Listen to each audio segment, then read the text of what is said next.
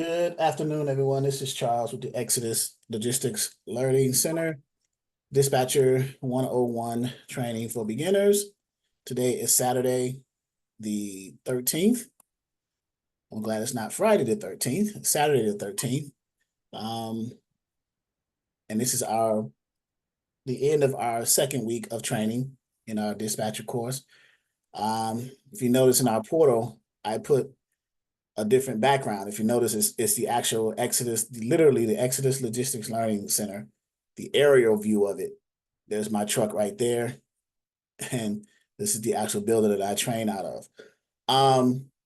Question was posed to me by Shay, right? Shay? Okay. Workflow. What do you once you get your business license, your LLC, and your EIN, your employer identification number, where do you go? Well, from here, I'm sure she's, if you guys can see the screen, orientation, I'm sure you've been through orientation and ebooks and stuff like that, Shay, and everyone else, correct? Okay. And business information, she's already gotten her LLC and EIN, so she's got her structure going. So the very next thing that you would need to do is start with the modules, right? So under the Start Here column, you will go into module 1, because the very first thing as a dispatch service you're going to need is to find a carrier, right? You need a truck driver and owner operator, because you can't make any money. You can't dispatch unless you got a truck driver to dispatch for. Does that make sense? Right? So I can't hear you. You got to unmute yourself. I'm sorry. Okay. Okay. I understand that, but there's so much just getting started. I think I've been focused on the back office, is what you call it. So you're focusing I've been on working on logos. I've been thinking about the website. Like, I've been stressing about that. I'm like, I can't get a carrier if I can't promote. They don't have a number to call, things like that. Well, don't be too hard on yourself about a website. If you can do that at the same time. You can multitask. You can go after a carrier while you're building up your back office, while you're building up your documents, while you're getting those things in order. Because if you get a carrier, that's important. Because if they just got your number in an email, that's a start, right? And you still, at the same time, you're still working your documents. You're making your templates into your forms, putting your logos or whatever you have. Even if you don't have a logo yet, just your information on the documents, on the dispatcher packet, the dispatcher agreement, the limited power of attorney, and the carrier profile, right? So, and then going after a carrier is probably a slightly more of a priority than getting those documents in order that quickly, because you can have a carrier and work your documents at the same time. So you're in Columbus, Ohio, so you're in the Midwestern portion of the country, the Midwest region. You're in an area where there's a high volume of inbound and outbound freight. A lot of loads, particularly for the 3 major equipment types. So in module 1, we start on, if you look at here, module 1, how to get carriers, the first thing we want to, of course, look at is our, the dispatcher packet, those 3 documents we talk about, the carrier onboarding documents, the additional pieces of paperwork that you need from the carrier in your possession, right? You need a copy of their credentials. They are who they say they are, their MC authority, their certificate of insurance, and their W-9. So those 2 right here. And then you want to decide which equipment type you want to target, whether it's 3 major equipment types or the specialty equipment types, based off of where you're located, right? What equipment types move the most in your area? We can go out on what? You're in Columbus, you can go out on I-75, I-70, those major interstates out there. I don't know. I think Route 68 run that way too a little bit, Columbus. But I-75, I-70, back and forth. And C, I know there's a lot of construction in there, especially in the downtown. There's a lot of construction going on right now, but the majority of the trucks you're going to see are the larger semis, right? The dry vans, the flatbeds, and the reefers. And then there's some truck stops on those interstates. So if you look, let's see here, truck stops near. I mean, when I say you're in a major hub, you are in a major hub, Columbus. You should have no problem finding a truck as far as finding a truck. Now, talking to them and getting them, convincing them to for you to be the dispatcher is another thing, right? So major truck stops near Columbus, Ohio. So let's scroll down. And you got some pilots over here. Let's see. Let's look at the map real quick. Now, here's one right here. This is a pilot on I-70. Now, I'm sure that's not the only one out there, but it is one. There's Columbus right here in a major city. Here's pilot on I-70. You got 71, you got 270, 670, all throughout the area. Mm-hmm. The university out there. What's that university? I'm from Michigan, so yeah, that state down south. Okay, you can't say that. Yeah, I can't say that word. That state down south. So we'll just keep it there. So the Ohio State suck eyes, but so we've owned you guys for the last 3 years, so you're welcome. But anyway, I went to Dayton. It's okay. so yeah, so visiting the truck stops, deciding which major equipment type you're gonna focus on, social media, cold calls, things like that, different ways to get them, get the carriers right here. And so it goes in this order: 1, 2, 3, 4. And I need to number this probably 1, 2, 3, 4, and then over here 5, 6, 7, 8. Because you want to put your packet together while you're going out to trucks, deciding what you need from the carriers. And it's pretty common there, this one right here. 3 major equipment types. If you click any of these, it will anchor to that location. Okay. So 3 major equipment types, you want to understand what they are. And they're pretty simple, right? The large semis, the tractors and the dry van trailer, the tractor and the refrigerated trailer, the reefer, and then the tractor and the flatbed trailers, right? So each equipment type is based off of the type of trailer that's connected to it, right? So this is a flatbed trailer connected to a tractor, truck, power unit. So that's a flatbed equipment type. And then we got the specialties. Even in your area, you have specialty equipment types: box trucks, power onlys, hot shots, and sprinter vans. So what you're on the right path, what you're doing, working on your back end stuff, but you could also be targeting carriers at the same time. You could be going after carriers following. In other words, you could be working module 1. You're going through module 1 and getting to know the steps and the concept in module 1. What are the different methods? What are the different ways, in other words, to get the carriers? Well, we mentioned the first one: truck stops, cold calls. When you visit truck stops, you can take if you have them created already, you can take your documentation, your packet, your dispatch packet with those 3 documents: the dispatcher agreement, the carrier profile, and unlimited power of attorney. Have you started working those yet?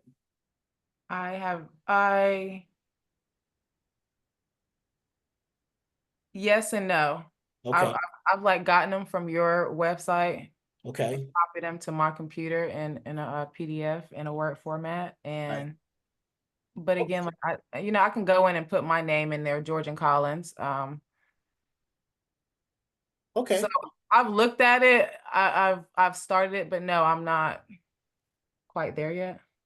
That's fine. That's fine. Cold calls, when you call someone, word of mouth, text scripts, email campaigns, social media, and then LinkedIn. These are just some of the ways. There are other ways, but these are some of the ways, the common ways that you can get in front of a carrier. There are Facebook groups you can join, like owner operator groups, and then you can be like a fly on the wall, listen to some of the verbiage in there, and then when something comes up where someone's talking about dispatching and they need help finding loads, then you can kind of privately DM that person and then start the conversation there. So I did get a return. I did get someone to message me from social media okay, asking could I help them with dispatching, and I didn't respond because I'm like, I'm what? not, I'm not ready. You should have contacted me or brought it. How long ago was this? Maybe 2 days ago. What kind of equipment? Oh, you didn't respond, so you wouldn't know the other answers, what equipment type they were. Mm-hmm. Man, so they messaged you from social media, you said? Yes, because I joined what is it called? Yeah, I joined a group. Like a Facebook group or Instagram or LinkedIn? Okay, owner operators group, dispatching groups. I just went through and joined a bunch of groups. So Okay, that's all I see on my timeline now. So that's all I want in my mind. good. So is that person's information still on your timeline or in your? Yes, it's in my messages. Yeah, I would ask them some follow-up questions just to see, because you want to see what you want to determine if if they are, number one, if they are an owner operator, if they own the truck and operate the truck as opposed to being a company driver.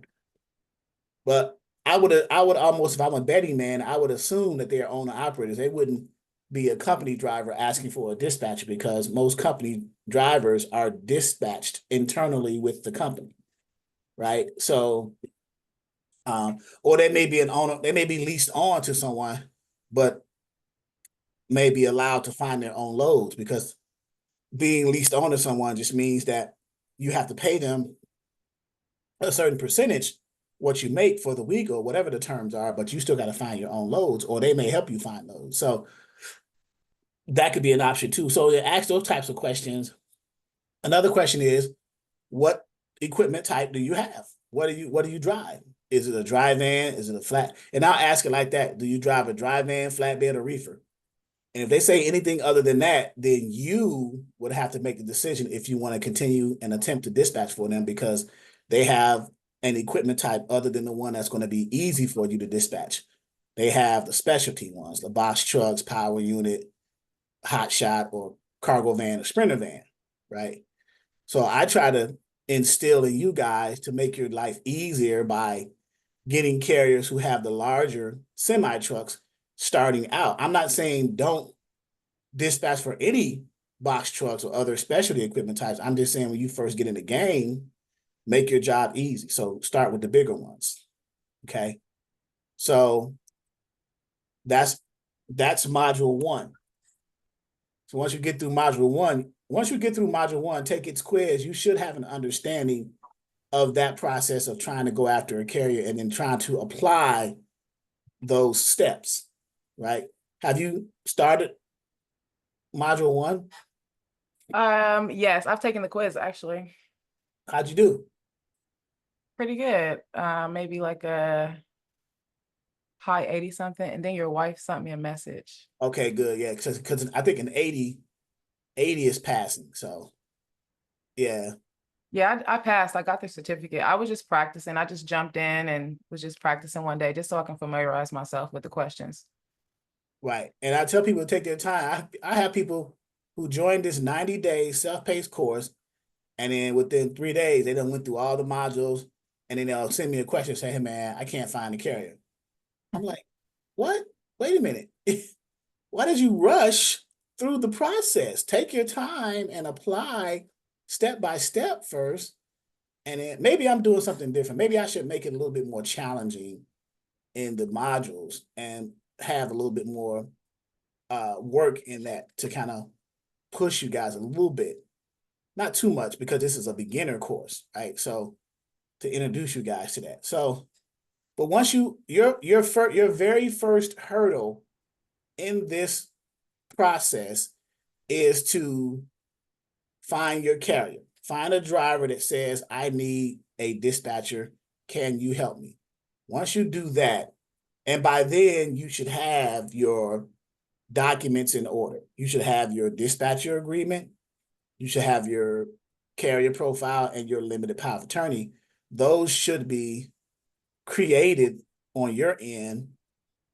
And then you should have a carrier saying, hey, I need this. So you'll say, okay, well, let me send you my contract, fill that out, send that back to me, and then return to me, Mr. Carrier or Miss Carrier, copies of your. Now, what should the carrier, let me do a pop quiz here. What should the carrier, after they fill out your dispatcher packet, which contains those 3 documents, what are the 3 documents in the dispatcher packet? That's question number 1. Their insurance. No. What's in the dispatcher packet? In other words, what do you send to them? The dispatcher agreement, The Correct. carrier profile, the carrier profile, and the limited power of attorney. the limited power of attorney. Very good. Who was that? I got to give you. Naya. Okay, Naya. So you send that out that you design, and then they fill that out, notarize the limited power of attorney, return that to you, and then they're also going to return to you copies of their qualifying documentation, which are The MC authority. the MC authority, the carrier's MC authority, saying that they are who they say they are. They are an authorized motor carrier governed and commissioned by the FMCSA and DOT. FMCSA stands for Federal Motor Carrier Safety Administration. Okay, so that's the authority. What else do they send you? It's primarily 3 things. The insurance. Certificate of insurance saying that they have the proper insurance coverage to cover what they are authorized to transport, right? And then what's the third? The W-9. W-9 saying that they are a legitimate business. They have an EIN number for tax purposes. So now there are some optional things too if they are using transportation invoice factoring to help finance and float their business, then you would need a copy of their credit application from their factoring company and the notice of assignment from their factoring company saying that they have been approved for the notice of assignment says that this factoring company has approved this company for factoring. But you need that in your possession because some brokers, you want to vet those brokers, and the carrier's factoring company helps with that process through the credit application. So that's it as far as documentation goes between you and the carrier. The next set of documentation or documentations is on every load that you book now with the brokers, which are, the contracts between the broker and the carrier, the broker-carrier agreement and the rate confirmation. Not for every load that you are moving, particularly if your carrier that you're dispatching for is not already an approved carrier for that brokerage. If they are, then you don't have to do the first part, the broker-carrier agreement, because that's what gets the carrier set up with the brokerage. Manuela has a question. Question, Emanuela, if you can unmute yourself. Yes, sir. Okay, so let's say I decide to dispatch for someone that has the specialty equipment. Do you still need all those documents? You do. Oh. You do because in order for them to move goods commercially, they need the same qualifying documents that the large semi-trucks do. Oh, I don't know why I thought it was different, but okay, thank you. Yeah, so a power unit, so you need to contract with power units, box trucks, hot shots, and cargo vans and sprinter vans the same way you do with the semi. You got to send them your dispatcher packet. They fill it up, they fill it out, and then send it back to you along with their qualifying document. They need to send you their MC, their certificate of insurance, and their W-9. Yes. Yep. Okay, got it. Thank you. All righty. So once you start doing this repetitively, you only need to do the contract between, let's say I'm the carrier and you guys are obviously dispatchers. We only have to do that part once. We may have to update certain documents. Maybe some of the things on the documents are about to expire. Maybe your insurance policy is about to expire. You need to renew it or whatever. Or the broker, you're doing a load for a broker and they're saying, hey, your certificate of insurance is about to expire. Can you send us a new one? Or can you list us? Your insurance is current, but can you list us as a certificate holder? So little things like that. And we go over that as well. It's not a problem. But other than that, the process is the same, right? The how it's done. So that's the way I train. I want to train on the foundational piece of how it's done foundationally. And then you just plug and play as you get different carriers. You plug and play with the data from each particular carrier. But the process and the workflow is the same, right? So, so once you get out of module 1, then you want to jump into module 2, which talks about the software that you typically are going to be using as a new dispatch service for finding loads or freight for your carriers. And that's primarily called load boards, right? So, and in this course, we give you access to 5 load boards with a 6th one being a promotional. And I'm going to talk about the 6th one here. Because if I were you, I would take advantage of this offer if you can, right? The 123 load board is one of the top 3 load boards out there. That Truck Stop 123, those are the top 3. 123 load board has a promo offer that's partnered with us, whereby you get 30 days free, and then you get to choose to sign up with one of their subscriptions, their $35 a month basic subscription, their $45 a month premium subscription, or their $55 a month premium plus subscription. I recommend Premium Plus because it has more features, more user experience, is a little bit better. But you get to do it without being required to have an MC. You can have this load board prior to getting the carrier so that you can practice navigating the load board, looking for loads, right? So case in point, let's go into 123 load board. Here it is. If you notice our logos here, we've been partnered with them for the last year now. And to offer this service to you guys. So if you sign up for the first 30 days and you don't like it, you're not obligated to do anything. You say, okay, thank you. I'm going to go another route, right? And which is perfectly fine. And so they just gave you the 30 days to see how you would like it. And they are making enhancements to it as well, as we go on. So let's see what the promo code is. Promo code is 48,000. But I'll give you a tour a little bit like I did before. I'm going to go into the load planning feature. Let's say you got a carrier and you want to plan a week's route for them, right? So let's go to that.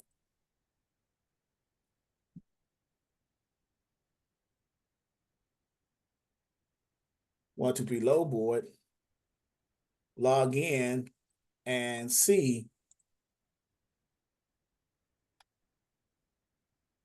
Right. So when we were here last, I think Wednesday, we were talking about 123 load board as well. Find loads, load availability. So you can see. So let's show Shay is in Columbus, Ohio, but we can look at the find load under loads on the side. You got the dashboard, but under loads, find loads is where you would go and put in the carrier profile of your particular carrier when you're trying to find a load for them.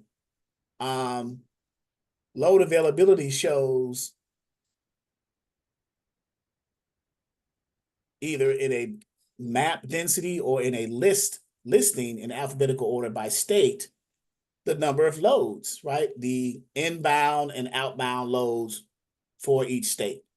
And then according to the color code, green represents the high volume of loads. So look at all these loads, right? Red is, low, and then amber or yellow is kind of like in between. But you have filters right here where you could select the trailer type. So we got all trailer types, and the region is the whole United States, right? But you can choose the Midwest region, which is Ohio is one of those right here, boom, boom. So it just pops up. If you see on the screen, it just pops up with all the Midwestern states. But I'm going to just keep it at all so you can see all over the country and kind of gauge where you can keep your carriers going into and out of. Okay. But right here where it says trailer type, maybe you just want to look for load availability for a specific equipment type, right? Or multiple equipment types. Right now it says any. But let's just say you want to look for the three major equipment types. You want to see what are the available loads in this country for the three major equipment types. Where are they located, right? So you just select flatbed, reefer, or dry van, and then hit apply. And it'll recalculate, and it gives you the load availability for only those three. What if you just want to do it for one specific equipment type? Let's say a dry van. You would uncheck that just for the vans and hit apply. And it's give you load availability for only the dry vans. What if you want to do it for just dry vans in the Midwest, in a specific region? Okay, trailer type is the van. You select the region. You just only want to do it in the Midwest. And now it's going to give you the load availability of just that particular trailer type in that specific region. So you can drill down to see that. And then you can hover your mouse over the particular areas. And if you want to know something about it, outbound, intrastate, and inbound. Somebody translate that for me. What is 658 outbound in the state of Ohio, and then 76 intrastate, and then 619 inbound? What does that mean?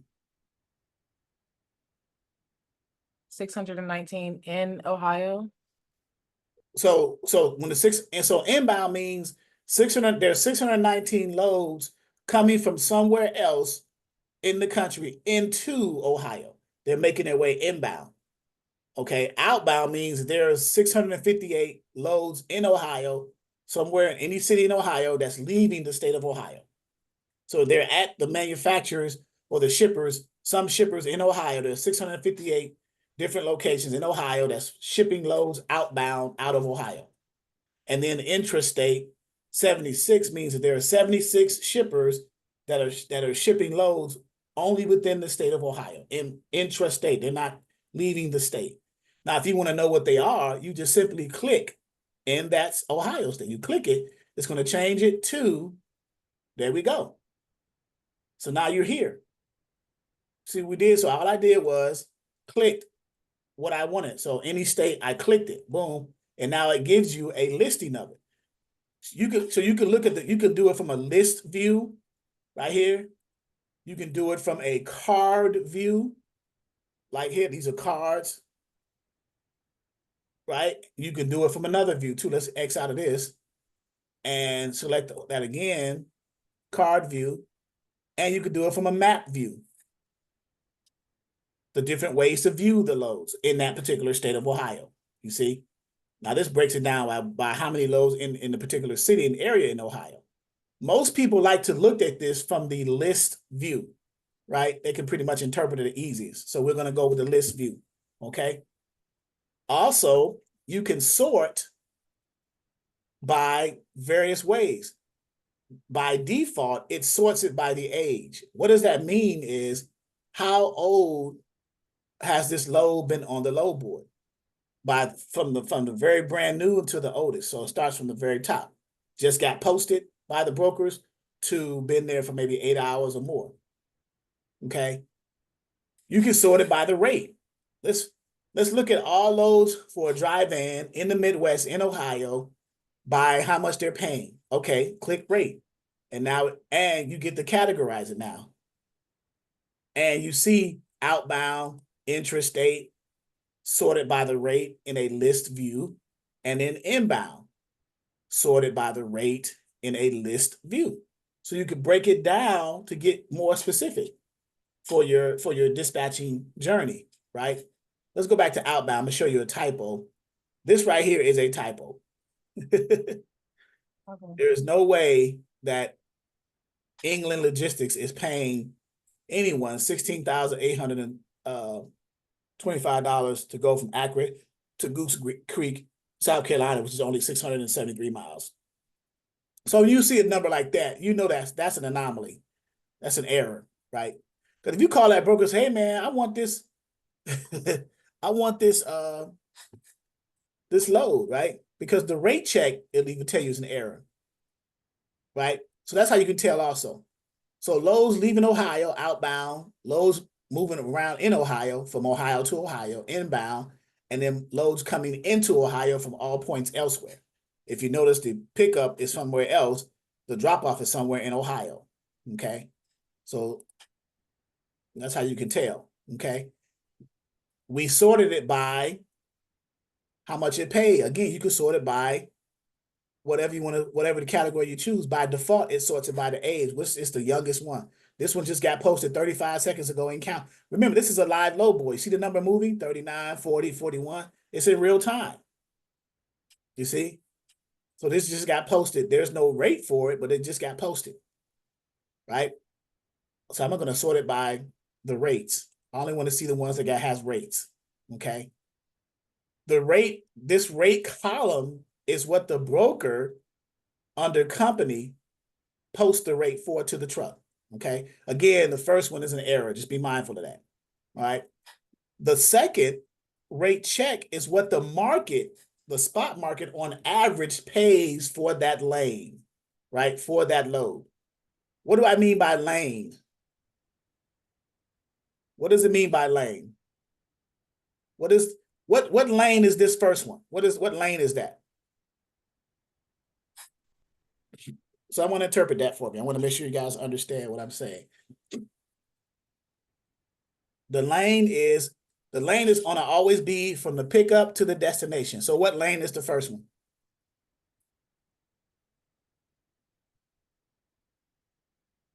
From Akron to Goose Creek. There you go. Right? Duh, right?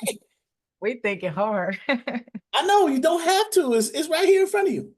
Right? The lane is, what lane is 1, 2, 3? What lane is this one? What that I have highlighted on my mouse is by? Salina to Cedar City. Salina, Ohio to Cedar City, Utah. There you go. That's all it is. Lane, line haul, or the load, so the market, let's see the second one, Akron to Fort Wayne, Indiana, 211 miles.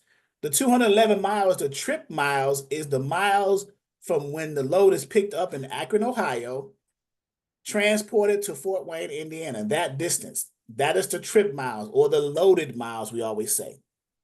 Okay? 211. All right? So, and they're saying that's paying, now that's a typo also, because they're not paying $5,000 for 211 miles. The rate, the spot rate saying 600 and something, 661, right? Now this could have been a type. They could have been $527.50, $527.50. So sometimes, so England Logistics in both of these cases made a typo. So if you call any one of these England Logistics lanes, they're gonna probably tell you, no, we're not paying $16,000 for that. We're not paying. That's a typo. Let us correct that real quick, right? So, what does dedicated lane means? Dedicated is a consistent lane that's always being ran that same lane. So, for example, that's a great question. For example, Salina, this third one, Salina, Ohio to Cedar City, Utah, could be a consistent or dedicated lane that the broker wants to give to someone to run all the time. It's dedicated. It's consistent. It always runs. It has the same price to it. It's always picking up from the same place and always delivering to the same place. The rate is usually going to be the same. It's dedicated. It's consistent. That's what that means. Like a Walmart or Amazon or something like that. Yes. Right. Okay. Yeah. So, but yeah, so these are the features. I just I want have to a question about that. Okay. If a lane is dedicated, will that be like in a contract as well, or is that just you just trust the broker to always give it to your carrier, or do they make a contract saying it's a dedicated lane to your carrier? That's a contract with the broker to the dedicated lane to your carrier. In your dispatcher agreement, you will have verbiage that reflects you being paid, and it should be in your dispatcher agreement. We get paid this percentage, whether it's a spot rate or dedicated lanes. Let's go to that. Let's see if it's there. It should be in there. I think I put it in there, an extra clause in there. Forms and documents. Let's see, dispatcher agreement. Boom, boom, boom. So under the rate. Yeah, we did. So the service fee for whatever ABC dispatching service will be 8%, either 8% per load or $300 per week. Then this has a note. this fee for the dispatch service includes dispatcher contracting dedicated lanes or dedicated freight lanes for the carrier. So you're locking yourself in. So once that carrier signs that, they are agreeing to that. Okay. Yeah. So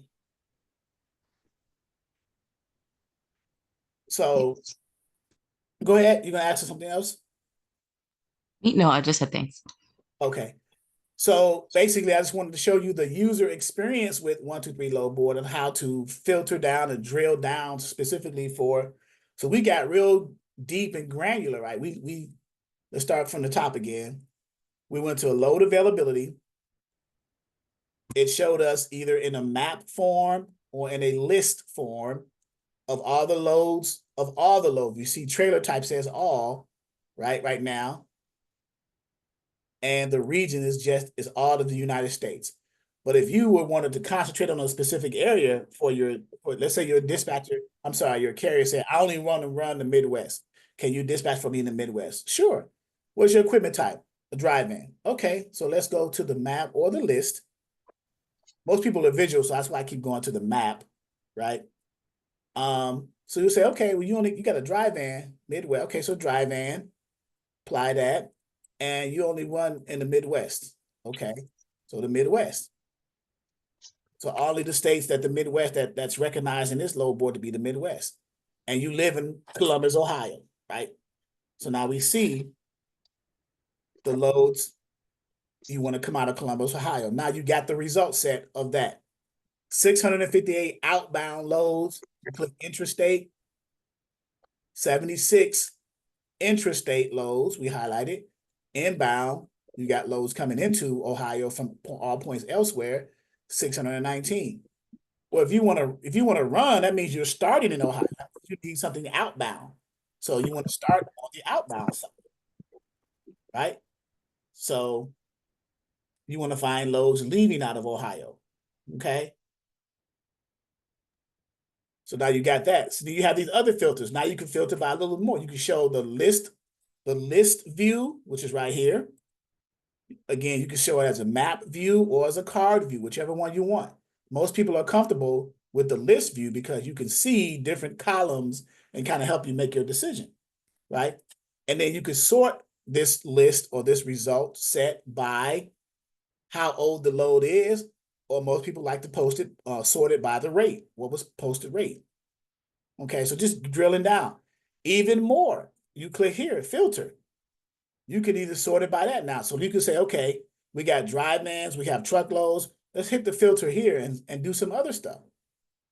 You got 658 outbound loads. Let's go back a little bit. 658 outbound loads for a van in Ohio, right? So now I want to see, in addition to that, I want to see, are they LTL? Are they truck? I want all truckloads. Okay. So now you got 647. It went down a little bit.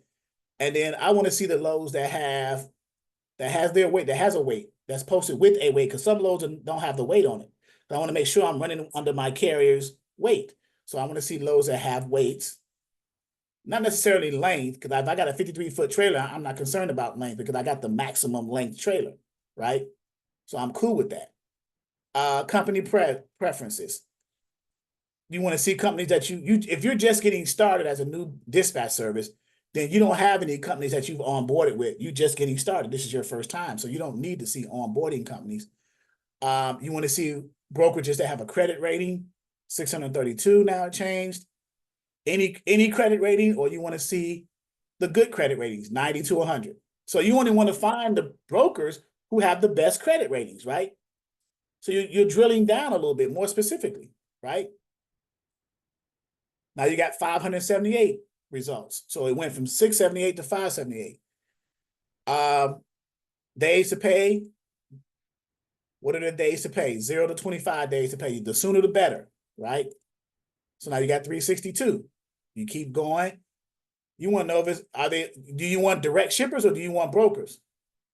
If you want direct shipper, that means you're trying to get dedicated lanes directly from shippers. But let's just start with brokers right now. And then you want to see they have commodities. You want to see their trailer specifications. And then you go into more details of that dry van trailer to see what kind. Okay.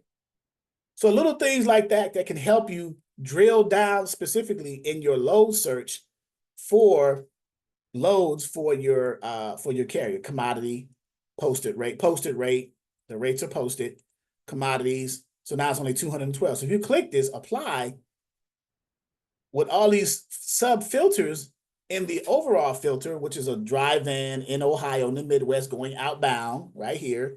Now you got all these other filters applied. Now you're getting loads right here now, you see? So you're getting very granular and very specific. You still got the columns here, but now you're seeing more detailed information based off of the filters you set. You want only truckload dry vans in Ohio outbound. You want only the loads that's showing the weight because you want to verify that it matches your carrier's profile.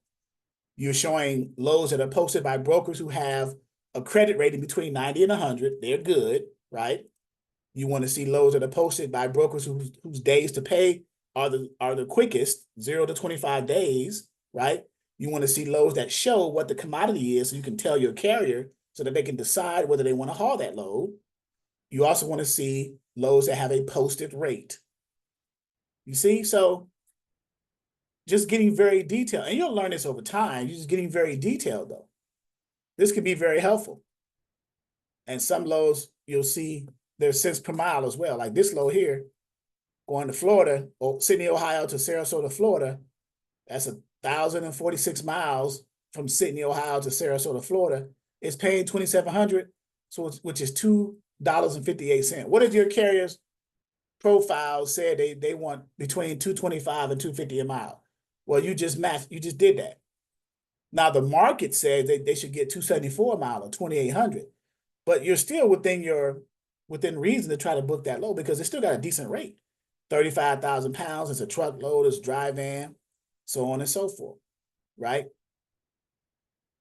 So things like that. Now we can kill these filters, right? We can clear all this, X all this out,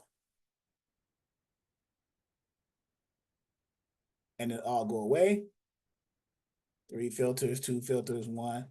Well, I could have just simply hit the filter and just cleared everything, clear, and everything goes away and it goes back, right? So, and then X out of this, and even select any trailer type as opposed to dry van, or not just the Midwest, but in the United States, not just the Midwest. So I didn't want to get specific. So things like that. Any questions?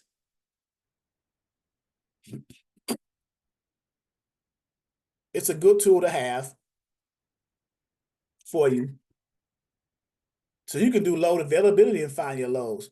But the one thing I wanted to show you is let's plan a route for our guy, right? Let's do a route plan for a person for a week, right? So let's go on this tool. This is the route planner tool. If you want to, because what we just did was just found one load, right? You found one load for your driver, but while he's driving that load you found, you're busy looking for their next load, right? But what if you want to plan them out for the week? Multiple loads, right? To make yourself more efficient as a dispatch service, right? So this tool, Load Planner, is for that, right? So I'm going to add a truck. I already got a few that I've been playing with here, but I'm going to add a truck and select the equipment type. We'll say van. Enter miles per gallon. On average, the miles per gallon is about 6.0 miles per gallon. And then give it a truck name. We'll call it, well, since, I don't know what name we can give it. We'll say Shay. Shay's van or something like that, right?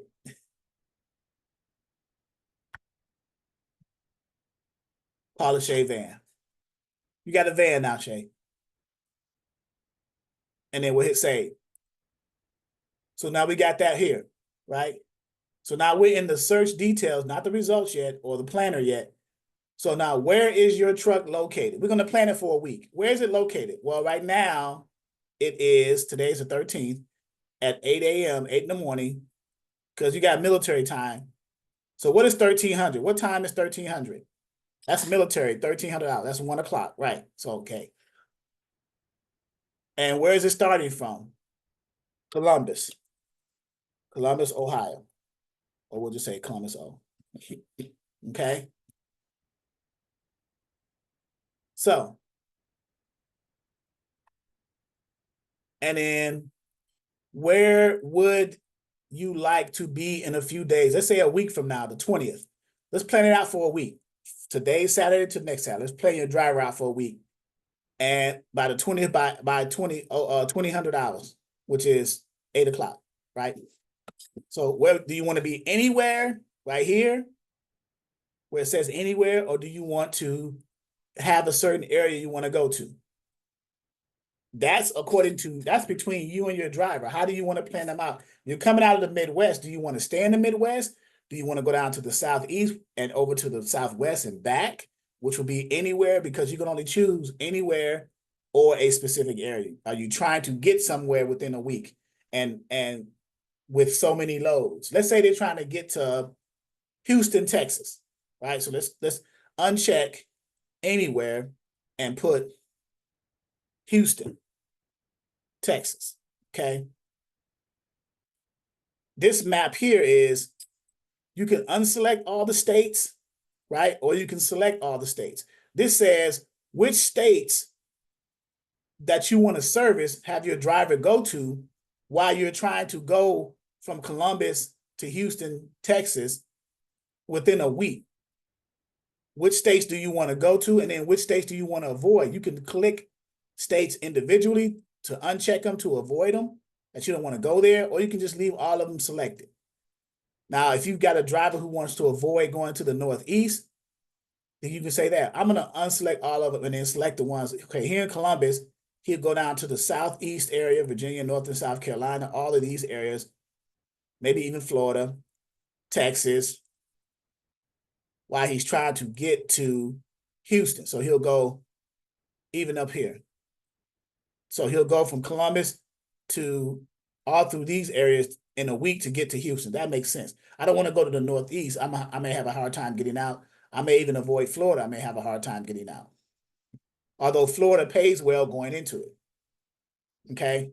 So you can do it like that very specifically. So the ones that are highlighted green are the ones that that the driver's willing to go to. The other ones that are not, he or she wants to avoid it. In that week period from Columbus, Ohio, I'm planning out for a week going to Houston by next Saturday.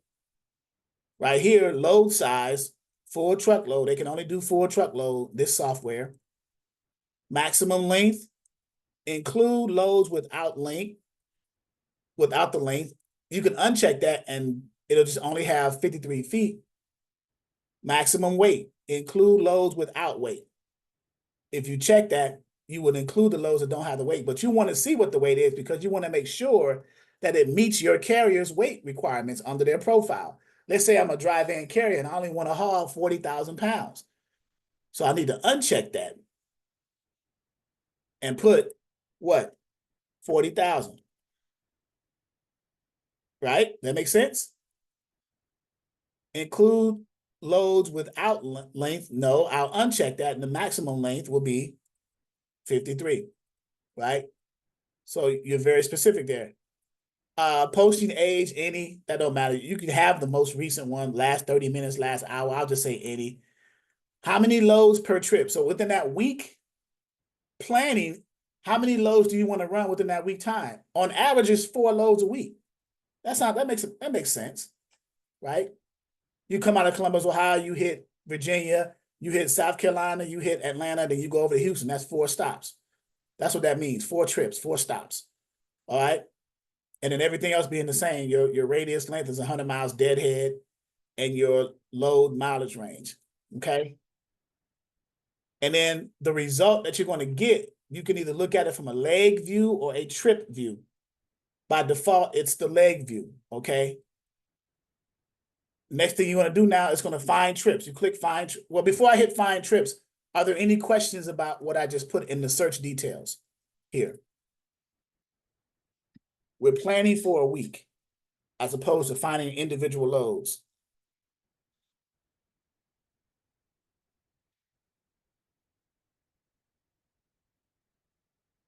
No questions so far?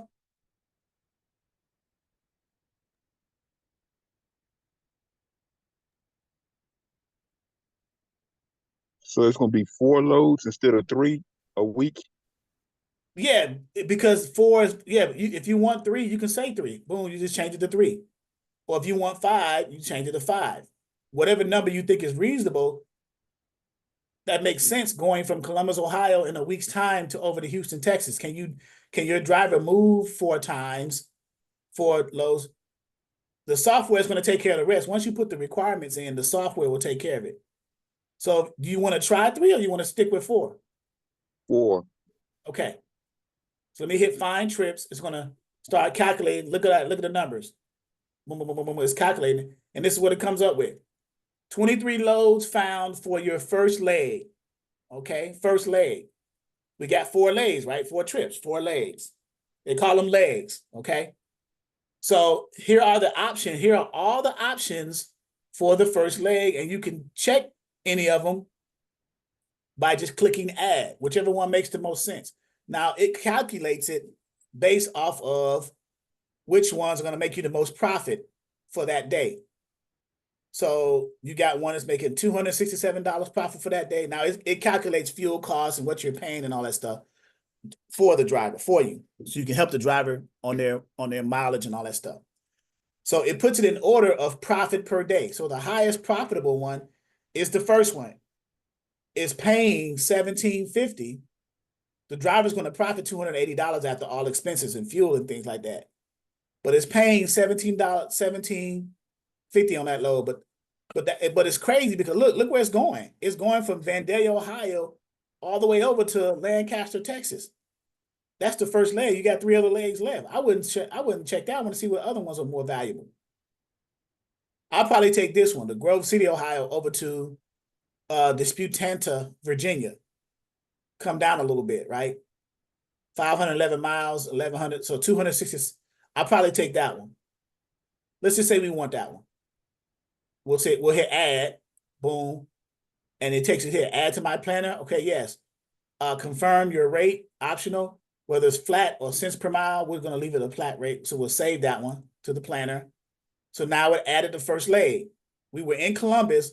We drove 9 miles deadhead, which cost us $7 in fuel. Look at that, $7 in fuel to go 9 miles deadhead to pick up in Grove City. That's our first leg, right? That's our first.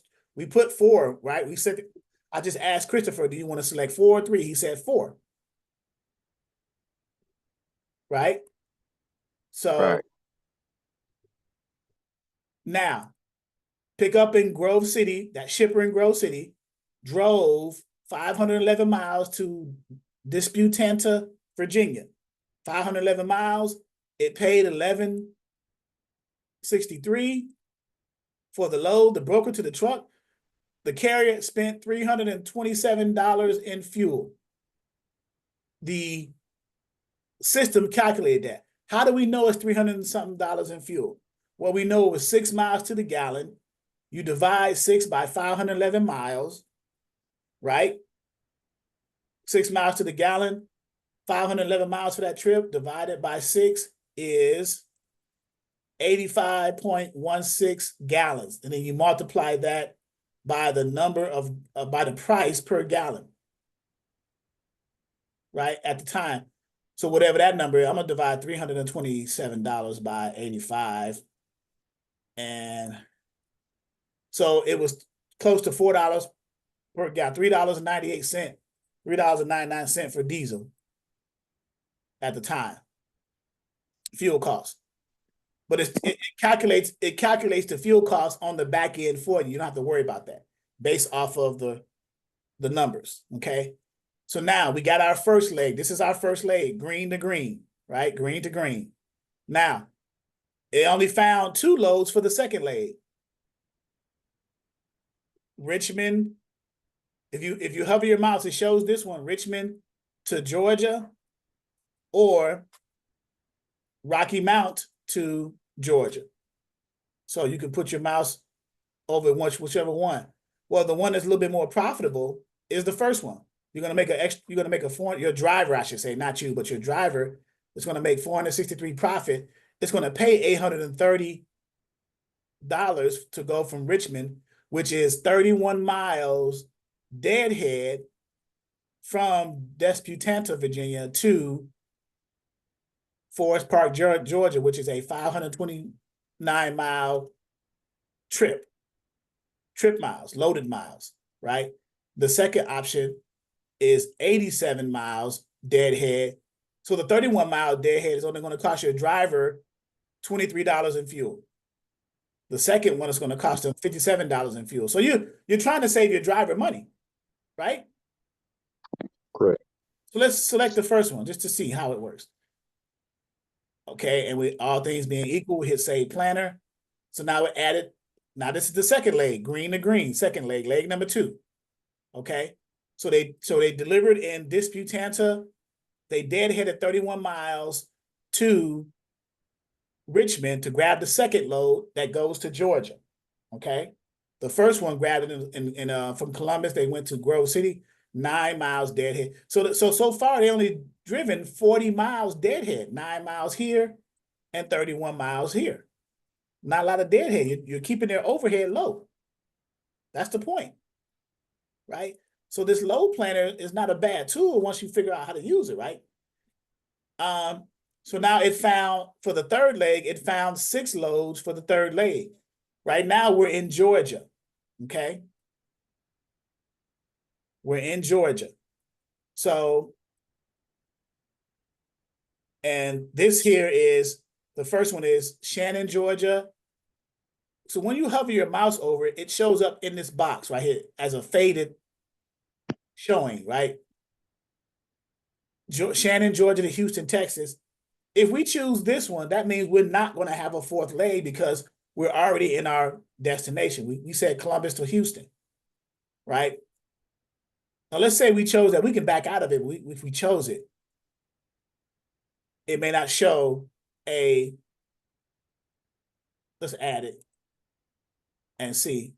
See, it says 0 loads for the fourth leg. So to take it out, we'll just delete it or move it over here to the delete and remove it.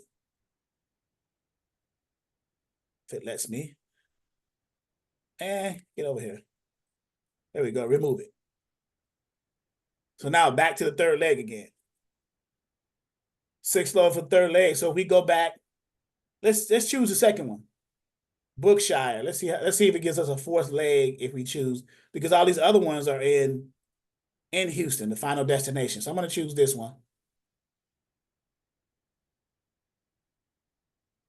And it still doesn't give me a fourth leg because we're close to Houston at this point. But you get the point, right? Deadhead here, first leg, deadhead here, second leg, deadhead there, third leg. And if there was another load, it would have had a fourth leg. There are 0 loads for the fourth leg. So what you got now, if you go to My Planner, now you see what you have for that weekly forecast from July to 15th to the 17th. It shows all the loads from A to B, what it paid and what your driver profited after expenses. After fuel and tolls, these 3 loads paid $3,294 gross. But after $1,200 in fuel and $28 in tolls, your driver profited $2,062 on those 3 runs, those 3 days from Columbus to Houston, right? There was no fourth load. It would have been some more money if there was a fourth load. And the fact that the rates are down, that means that the revenue is down. But that's how you manipulate the load planner feature. Okay. Let's go back to search details. Let's say if you want to go to Columbus, Ohio let's change this to anywhere and see what kind of things we get. And let's select all here. So we're going from Columbus, Ohio Or let's do this. Let's say Newark, New Jersey, the far East Coast to the far West Coast to Los Angeles, right? 4 trips.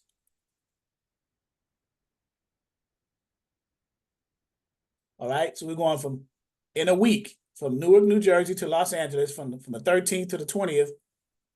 And it'll hit anywhere for a full truckload, 53 feet, 40,000 pounds. And let's do this. Let's include the ones that don't have weight. We'll just ask the broker what the weight is, right? And include the one that has length. We'll just ask the broker, what's the length of that load? And let's find these loads. Let's go back 1 second. And let's go there. Let's clear all.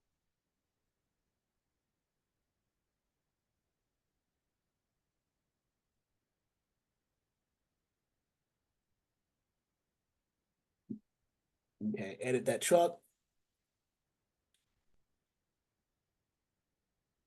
Newark, New Jersey, week 20th to anywhere. Boom, boom, boom, boom, boom. There we go. So now it's finding the loads. And we got to get these out of here because they don't belong there. Neither does this one.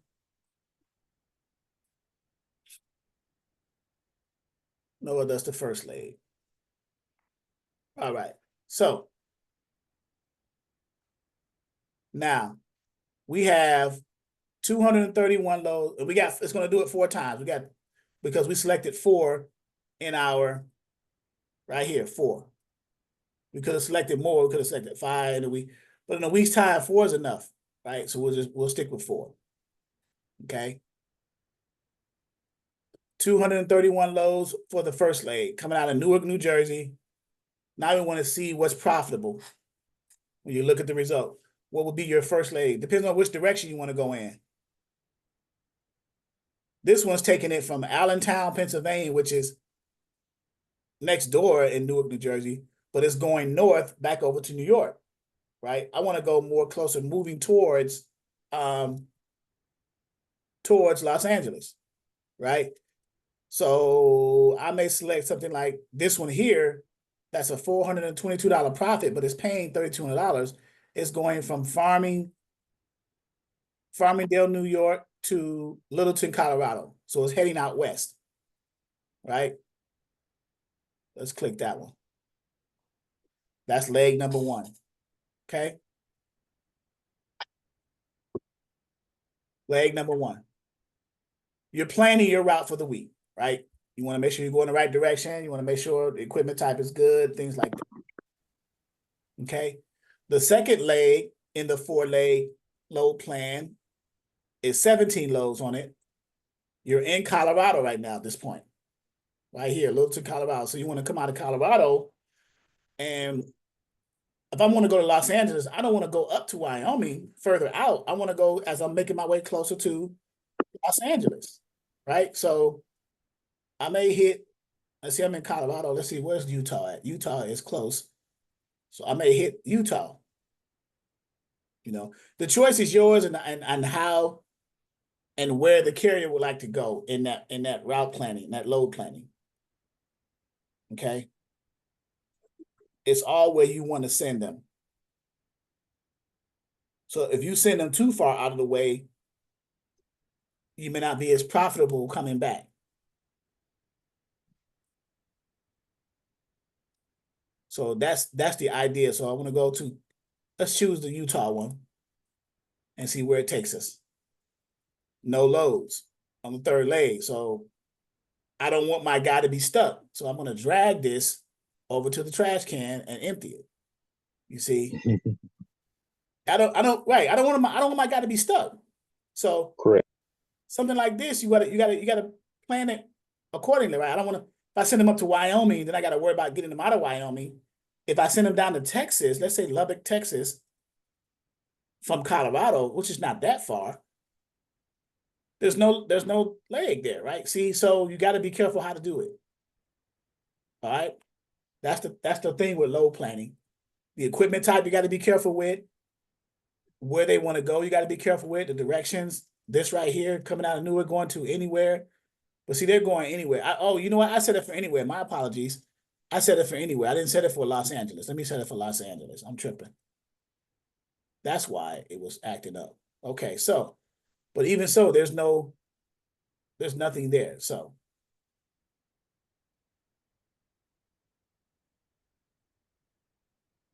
it's calculated more. Oh man, over 1 million loads. Okay. So just wanted you guys to get used to the features of how to use it. You got to select your truck first. You got to add your truck, the type of equipment it is, the miles per gallon, and name your truck. You got to do that first. And then you got to say, where is it located, and where does it want to go, and in how much time it wants to go there. And then you set it your origin point, and you can say either going anywhere or a specific city and state. And then you set your parameters up here. How many loads per the trip? 2, 3, 4, 5, things of that nature. And then you hit find trips.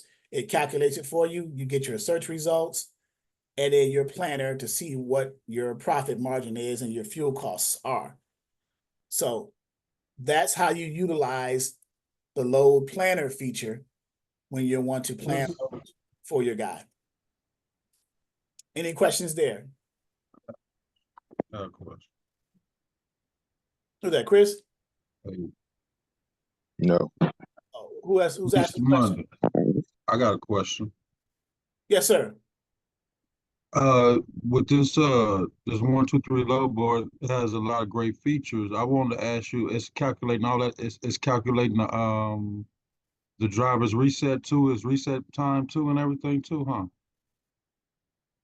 I'm not sure if it's calculating the reset, but I would say if I was a betting man, I would say yes, because the difference in the days between the first leg and the second leg, or the second leg and the third leg, would dictate that they are planning the hours of service or including the hours of service, giving the driver enough time to get from one leg to the other leg, get offloaded, and then get from that place to the next leg.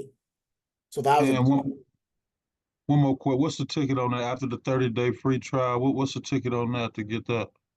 So you got 3 different tickets.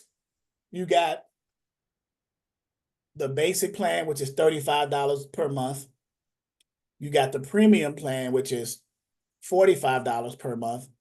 And then you got the premium plus, which is this one, which is $55 a month. Those are the 3 versions. Now, of course, with the higher plan, the premium plus, you get more features with it. You know, that's the beauty here. So, and if you after 30 days, you get 30 days for free, so you can use it. If you don't like how it's used, you can not continue it, right? You can cancel it. Say, hey, I'm good. Thank you. I'll stick with the ones that Charles has on his level board, right? And go from there. Now, there's other features in here. There's services under here. There's rates. You can do the market. This is a new feature right here on the tools. You can do market rates. You can see what the current spot market is for a specific equipment type, dry van, flatbed, reefer. So dry van coming out of Columbus, Ohio, what is the rate? And let's say going to Chicago, get rate. What's the market rate for that? And it gives you all this information.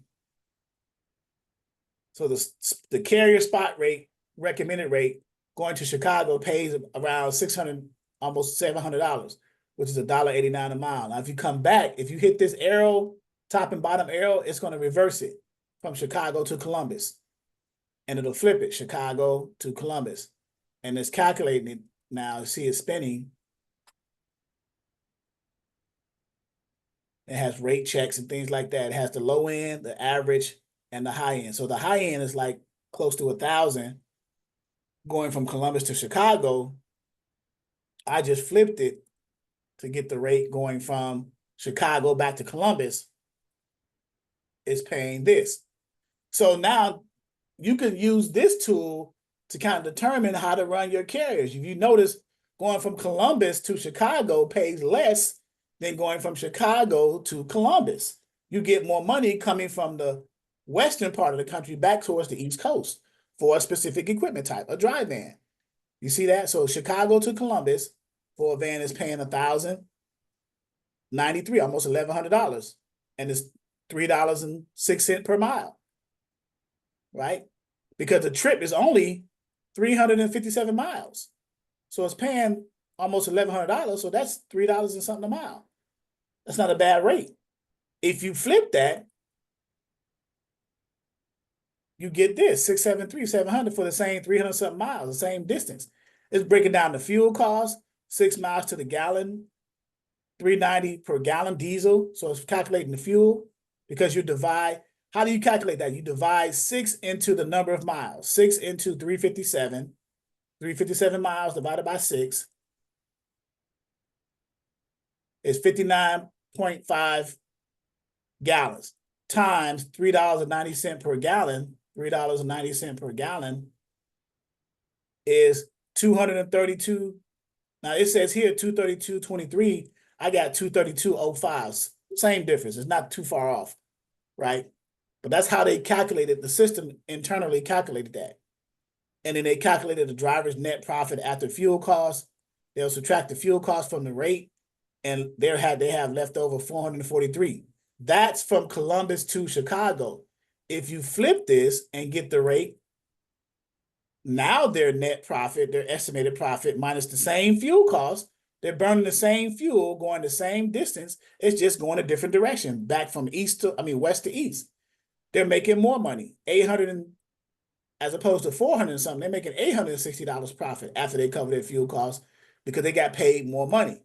They got paid almost $1,100 now, and they took in the same fuel cost, $232, but they're making more money.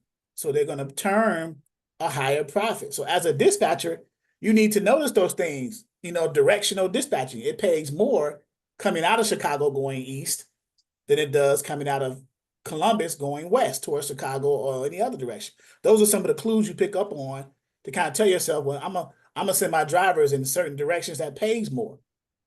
Keep them running in those areas. I'm gonna send you from, let's say you're based in Virginia, I'm gonna send you up to the Midwest of Chicago because I know coming out of Chicago, it's gonna pay some good money. You can come back towards the East Coast making money. Same thing, like let's say Chicago to Los Angeles, right? Does it pay more going from east to west than west to east? Let's say New York. Let's say all the way East Coast to all the way West Coast, right? So east to west, get the rate. Okay, it's paying 4,000, almost 4,100, right? Going from the East Coast to the West Coast, right? They're gonna profit after fuel, after $1,800 in fuel, they're gonna profit.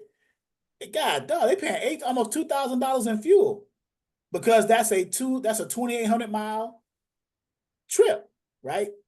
From New York to Los Angeles, 2,806 miles. So you divide 6 miles to the gallon into that and multiply that times $3.88 per gallon. That gave you 1,816, right? 1,815. So after you subtract 1,815 from the 4,100 or 4,085, you're going to be left with 2,123 or whatever that is, right? East to west. Now let's flip that and west to east and see what it says. Remember 4,100, right? Or 40, which is $1.46 a mile, 4,085. We hit get rate. Look at that. It pays more coming from West Coast towards the east, a little bit more, right?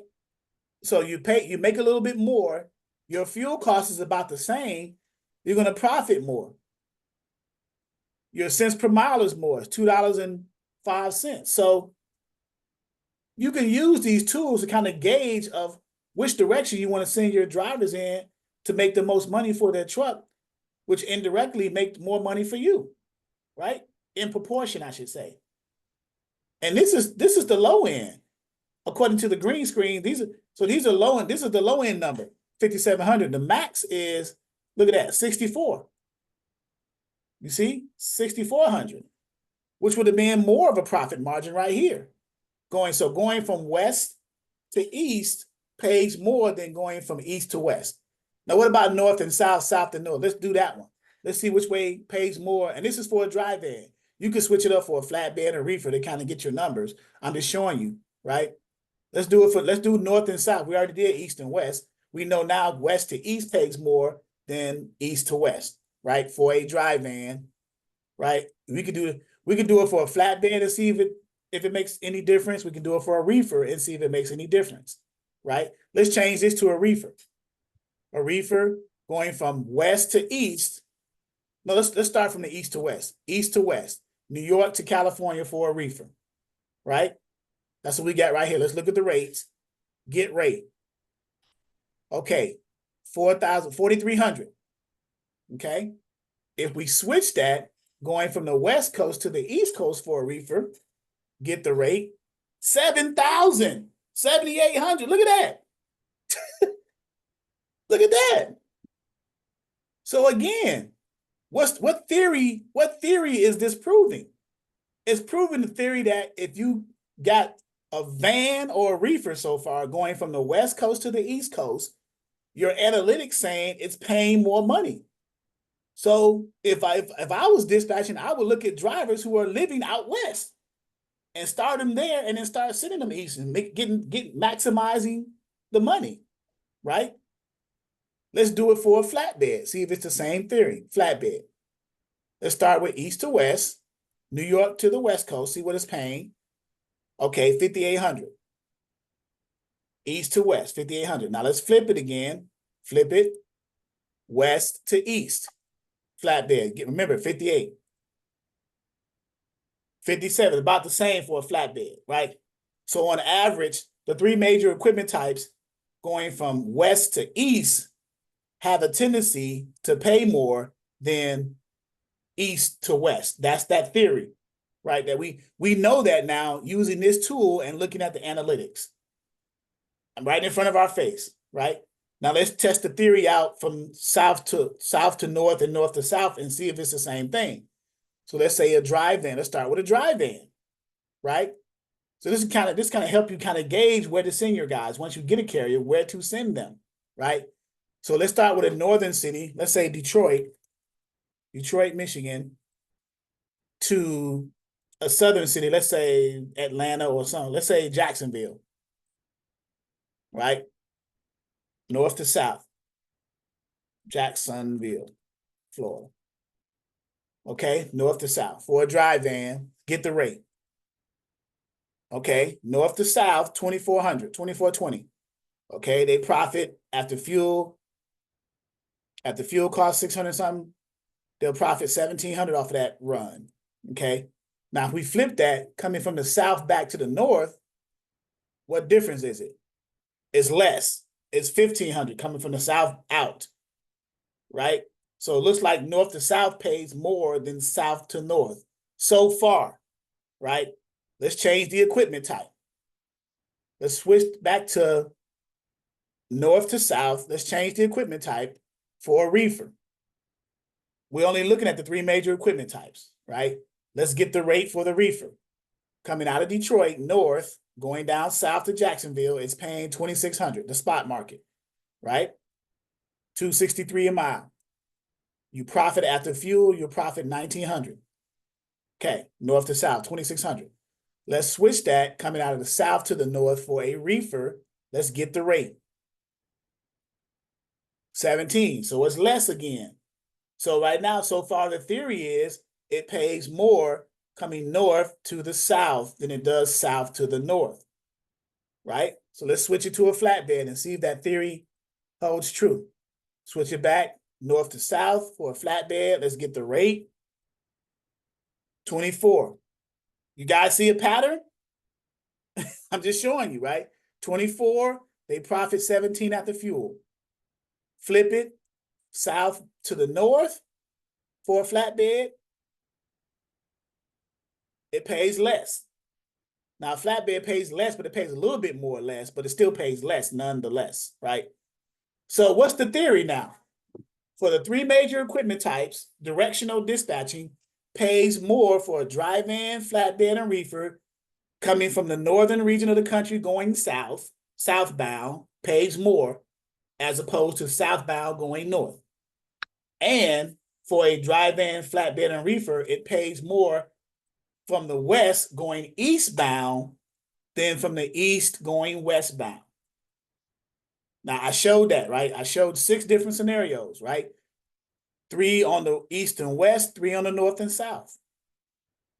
So now with this information, this analytics, you should be able to put some stuff together as a dispatcher to know where to send your drivers, how to send your drivers. You know now, hey man, you in Detroit, that's good. I mean, I got loads coming out of that area going southbound that's paying pretty well.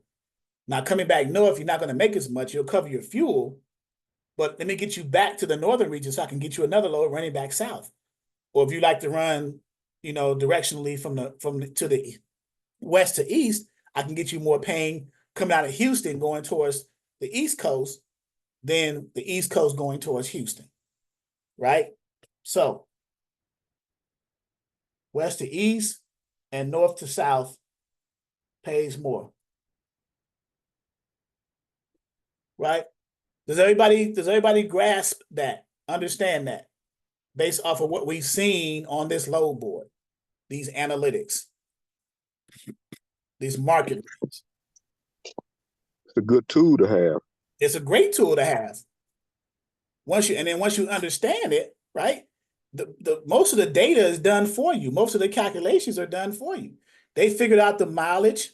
They're basing it off a 6 mile per gallon tractor trailer tank that holds on average, because they hold on average between 5.5 to 6.5 miles to the gallon. So they took the average, which is fine. That's perfectly fine, right? And you can change that right here. You see miles per gallon. But that's perfectly fine.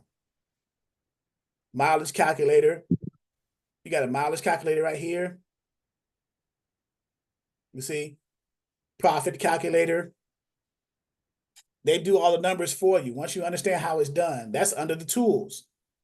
And then you have services.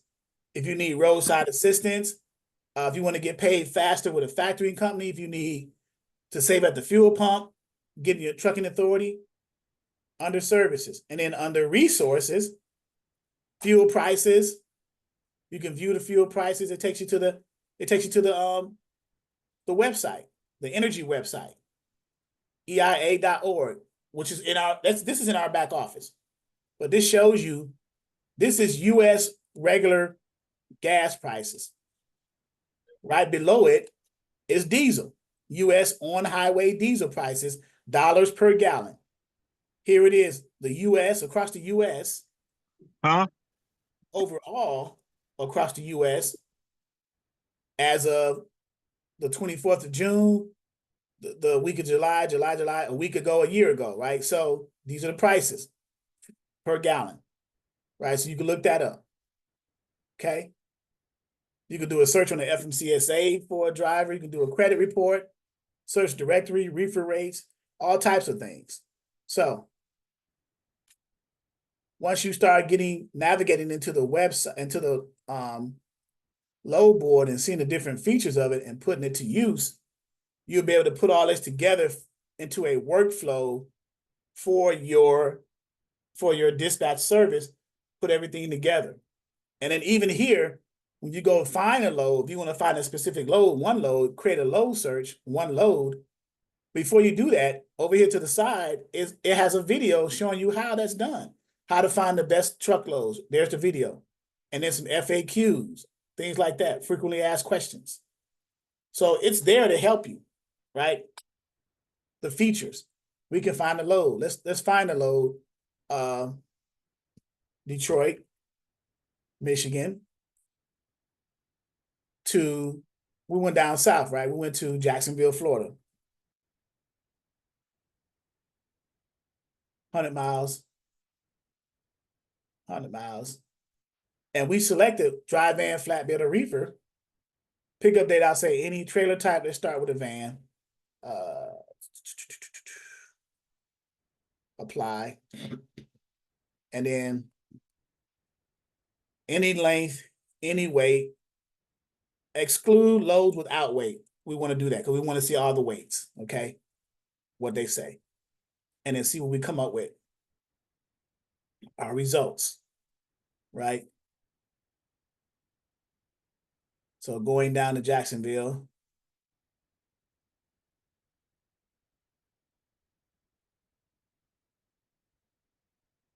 So the rates on average pay higher going down and coming out. They're in the 2,000 to 2,500 mile. The $2,000 to $2,500 price range going from north to south. Now, if we were to reverse that, right here, see this? We would reverse it or refresh it, but we would reverse it and switched it up. Let's go back here and edit this. And right here, switch it. Now Jacksonville to Detroit, south to south back up. Everything else stayed the same, right? They say there's no loads available. Well, because you know why? Because sometimes it's hard getting out of Florida, right? Let's do the same thing for east to west. Let's say New York. New York to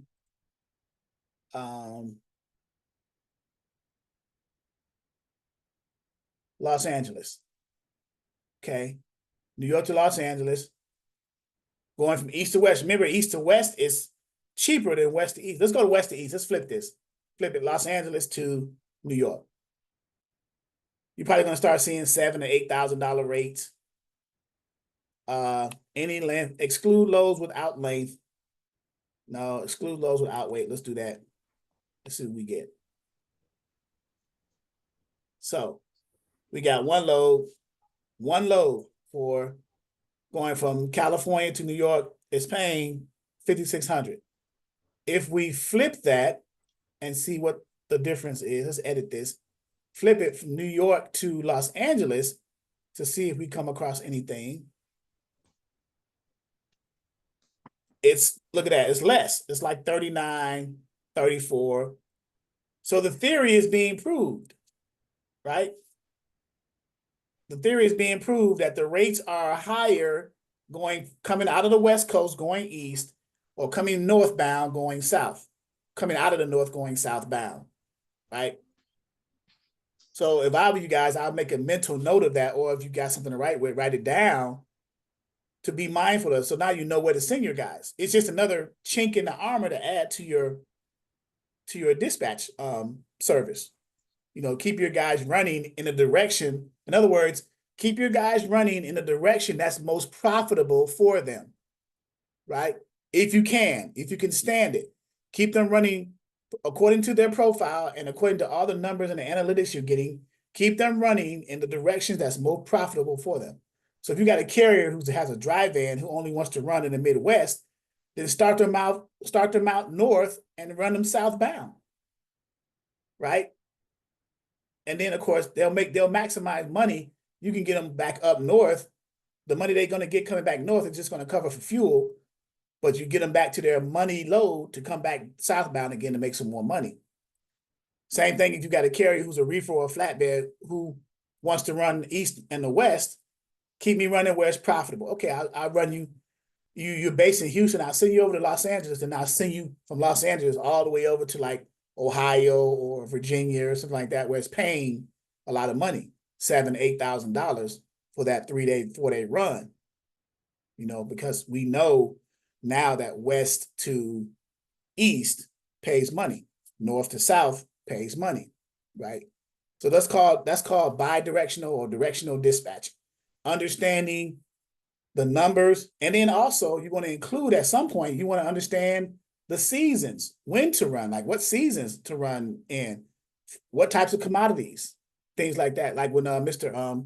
Carlos was on, he was talking about running certain commodities in certain directions, following the produce, things like that. So all of this is good information. You just got to put it all together. And once you get a carrier, man, it's game over, because now you can strategically move them to a certain location where it's profitable to come out of, and then there you go.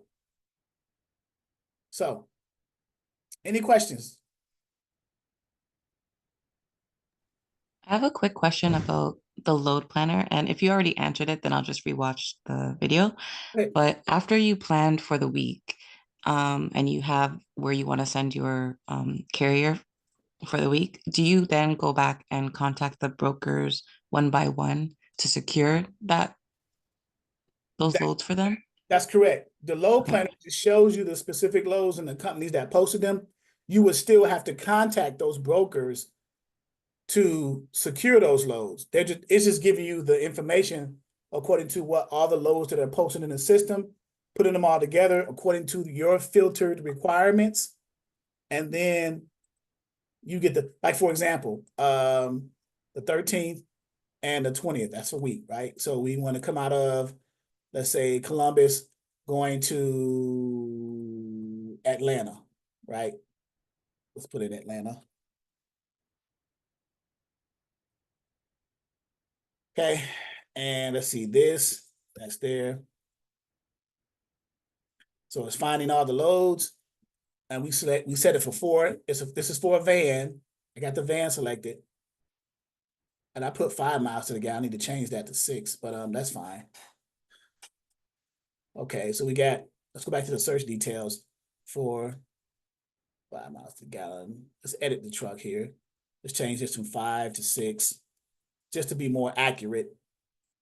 Okay, and then we'll recalculate the things again and see what we get. Okay, that thing is going. Look at that, almost 2 million. Okay, so the first leg, we got 4 legs. The first trip is the first leg has 37 loads. Remember, we got four legs in this load planned trip, right? Of the first leg, these are all the loads that you could potentially select on your first leg. You do so based off of the profit per day, possibly, that you want, and it's in numerical order for that. But sometimes that may not be a good idea, right? We're going to Atlanta. You may go, this one's going all the way down to Florida. Let's see if it finds something coming out of Florida. You can say Springfield, Ohio, which is 44 miles from Columbus, going to Cocoa Beach, Florida. So it's going to Florida still. This one's going to Pennsylvania, right? Not as much a profit margin, but just getting you out. So whichever one, let's say we select the base off of the most profit we're going to make. So we'll select the first one. If we do that, let's see if we got something coming out of Florida. Okay, so on the second leg, it's coming 6 loads coming out of there. Okay, so that's cool. So let's see. We're in Titusville, Florida. We want to get out of there. So let's go. If we do this back to Virginia, it's going to go up further. Then we got to get back down to Atlanta. So let's select that one just to see. Okay. Okay, so the third leg is taking you to North Carolina. Coming out of Virginia, going to North Carolina. So we'll select the most profitable one. Well, they all seem to be the same. They are the same. So that's the third leg. And then the fourth leg, it gets you close to, there's only one load, so you just select that one, getting you close to Atlanta. So now we got all four legs, right? So then we go to My Planner, which has 4 in there. And now these are all the brokers that you would contact that's associated with the load. The first one from A to B, 2,200 is paying it. Well, first of all, this is the numbers. In those 4 loads for that week going to Columbus to Atlanta, the driver's gonna gross $43.56. They're gonna pay in fuel $13.80, no tolls, so they're gonna net profit almost $3,000 for the week, which sucks, but because it's just not what it is. But to answer your question, each one had a broker associated with it, so you would contact them and maybe try to add some more money too. So the first one was DSV, right? So you click this one, it opens it up. Okay, great. Thanks. Yeah, it opens up all the details of the broker, their information, their credit rating, days to pay, MC number, all that stuff. You can call them. And it says, and this has special information, either a van or a reefer. And then what I would do, I would put some notes in there, try to get more money or something to that effect, right? And then we add that. Go to the second one. That's the broker for them, Red Classic Transport. Same thing, you want to see what they got going on. There's no special instructions, but here's a reference number to that load. Let's see if the first load had a reference number. It did. So you call the broker, give them the reference number, they'll look it up. The commodity is food and kindred products. The second one, commodity is just palletized beverages, okay? The third one, paper, commodity, reference number. Box, they're saying box trucks not accepted. Okay, that's fine. We got a 53-foot. Well, of course, box trucks is not accepted if it's a truckload that's 53 feet. A box truck only goes 26. So that's obvious. I don't even know why they put that there. I guess some people don't read the details of the load probably. That's probably why they put it there, just to be sure that someone with a box truck is not going to call them trying to book this load. Even though it said on the load board, this is a truckload 53 feet in size from Logistics One. And then finally, the last one, food products. And it also has a reference number. This one has a pickup appointment note, right? So here's the information for the consignee appointment note right there to reference it. So you add your special notes, like make sure driver understands instructions or something like that, right? To remind yourself. And then you hit add, right? So little things like that that you can tweak in here. And it has a leg view. A, B, C, D, E, F, G, H, finally over in Atlanta. So it went down, came up a little bit, and then circled back down. Now that is not efficient as far as running a load, but we were trying to maximize the revenue, okay? But that's what you would look at. And you would, add. So, all right. Very good question though. Yeah, you want to call each broker and actually secure it and then see what the days are. Because this one is 956 miles. It picks up on the 15th. Right. So we started on the 13th. Remember our search details was the 13th to the 20th that week. This one picked up on the 15th, which is a Monday, right? The 15th of July, Monday. And it's 956 miles. Should take a day and a half, probably a day and a half, include deadhead. The next one picks up on the 17th, 721 miles. That's usually, that could be a day. So the very next day, you may have a load from Roanoke, Virginia to Greensboro, not too far. That's less than 100 mile deadhead. And that's going 172 miles. So you're going to have plenty of time, this one, because this is a small trip from Virginia to Raphine, Virginia to Greensboro, 172 miles. You're going to get there in the same day, the 18th, depending on what time you pick it up. Then the final load picks up on the 19th, the next day. So you got enough time to deliver this one, do the reset, the 10-hour reset, and drive from Greensboro to Garner, North Carolina, snatch that one up, and go down to Villa Rica, Georgia, which is close to Atlanta, to make that delivery. So all of these, you want to make sure that you still have enough time for your driver to do their reset hours and enough time to actually make that run from when it's scheduled to be picked up. Now the system does it to the best that it can, and it seems to be working, but you still want to be sure. You never want to schedule the loads to overlap because you don't want that problem, right? So, but great question. Next question.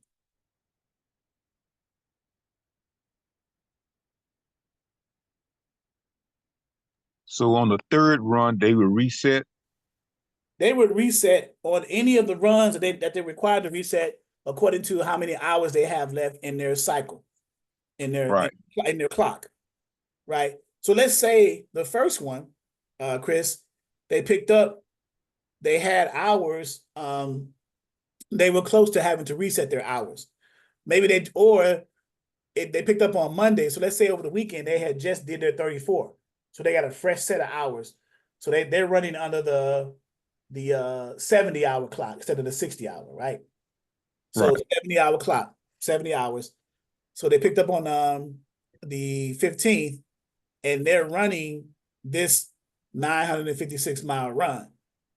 So in 956 miles, you figure it's going to take you, you can run, let's say if you're driving 11 hours straight in one day, you're driving at 60 miles an hour, 65, let's say you're doing 65 miles an hour. Now you may not do 65 miles an hour straight through because you may have to stop at some lights, you may have to slow down on the interstate, whatever, right? But on average, Correct. you're doing 11 hours straight at 65 miles an hour. That is 715 miles. So that's majority of it in that first day already ran. Not 915 miles, 715 miles of the 956 miles already ran. So all that person will have left is the difference between the 956 and the let's see, 956 and the 715 they ran in the first day, which is 241 miles. So on the 15th, you ran the majority of it. That all day on Monday, you ran that, you did your reset, that 10 hours for that for Tuesday. And you only got a 241 miles to run for Tuesday to deliver this in Titusville, Florida. So let's say the 16th of July, which is Tuesday, you did the remaining 241 miles. It took you 4 hours, 5 hours, right? 4 hours. You get to the facility. You get to the facility, you deliver it, because you don't have to pick up your next load until the next day, until the 17th. It's the 16th. You're in Titusville, Florida right now. Let's figure all this out, right? You're in Titusville, Florida on the 16th at the facility you're delivering. They offload you your truckload in, let's say, 3 hours. In 3 hours, you still got enough time to do another reset for your hours and get to Orlando for the pickup on the 17th. Because remember, it's the 16th, right? You're in Titusville. Right. You got plenty of time. So now you get to Orlando. So your first hours of service situation is solved, right? You've already done it, right? So you get to Orlando, you pick up in Orlando, and then you're driving 721 miles back up to Virginia, Roanoke, right? 13 hours and 34 minutes. Look right here. It says right here, 13 hours and 34-minute drive time. Right there. See? So 13 hours and 34-minute drive time. You can drive 11 hours, 715 miles in one day. So you're going to do the majority of that in the same day. You're going to get there the same day. You can do this in the same day. Most drivers probably will do it. They say, I can get this in the same day. Right? And then they'll offload that and have enough time to do their reset again because they got to pick up the load in Racine, Virginia from Roanoke the next morning and drive that only 172 miles, which is 3 hours and 29 minutes. That's easy. To Greensboro. Ain't gonna take Right. a lot. Get there, get offloaded in 2 or 3 hours. You got all day now to get from Greensboro to Garner, which is nothing. But you can do your reset there because your hours are constantly dwindling. That 70 hours is constantly dwindling, going down, right? So all this, the dispatcher doesn't need to concern themselves with, but it'd be good to be aware of it, right? It'd be good to be aware. Hey man, you got enough hours to do these before you start to book these loads with these brokers for your driver on this load planner. You let them know, man, looking at the analytics of this, man, looking at this stuff, you think you got enough hours, enough time to be able to pick these loads up and then get it off and then get to the other location, do your hour resets and all those things. Most drivers see this, they'll say, yeah, I'm good. I can do the last three, number 2, 3, and 4, all in one day. It may take me a day and a half, 2 days to do the first one, but after that one, I'm pretty much good. I know I could when I drove. So, but see, we didn't have ELDs. I did a lot of skating. I skated the paper log, so I was a bandit out there. But anyway, but yeah, it could be done. So, but the driver will let you know that. You let them know, like, here, these are the lows. Ohio, London, Ohio to Florida, Florida to Virginia, Virginia to North Carolina, North Carolina to Georgia, and those are the lows. And you have the potential to gross at least 4,400 with a net of about 3,000. If we can negotiate more money, you can get more money. So, all right. But it's a good tool to have, even if you're not comfortable with the load planner tool, planning loads, multiple loads. It's good to have for the one load, each load, and then just find another load. It's good for the load availability to see what's available in a specific area of the country for a specific equipment type or a specific region. It's good for the rates. See what's paying and going in what direction. You see, it's good for those. And at some point, you'll get familiar over time with the load planning feature of it once you learn it, because I'm going to constantly go through it and train with it. But the other features are, especially the load availability and the find loads feature and the rates, so you can see which way to send drivers. Those three alone is worth, considering looking at this tool, especially if you get it for 30 days for free. You can cancel after 30 days. You sign up with our link. I think I put it in the chat. Our ELLC 123 load board link, and then you go from there. Otherwise, you can look at another one that's pretty good in our menu under load boards is Nextload is a good one. Direct Freight Services is good too, but Nextload is a good one as well. This is by Apex, which is a factory company. That's a good one because it shows you a lot of real-time loads.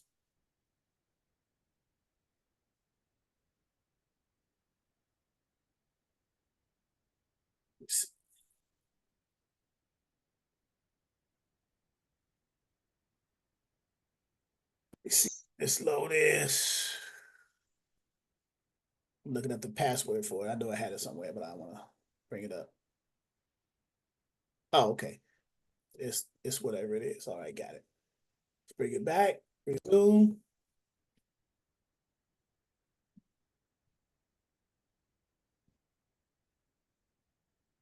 So with Nextload, it gives you real time. You open up to Nextload, the dashboard right here, and you see 64,889 loads found without even putting in any search criteria. That means that all equipment types, drive-in, flatbed reefers, box trucks, whatever, right?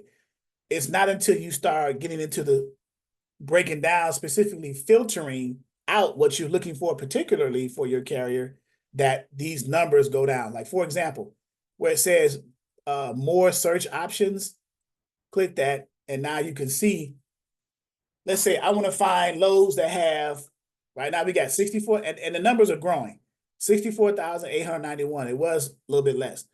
I want to find only truckloads, no partial. So you check that box. Let's see what it changes to.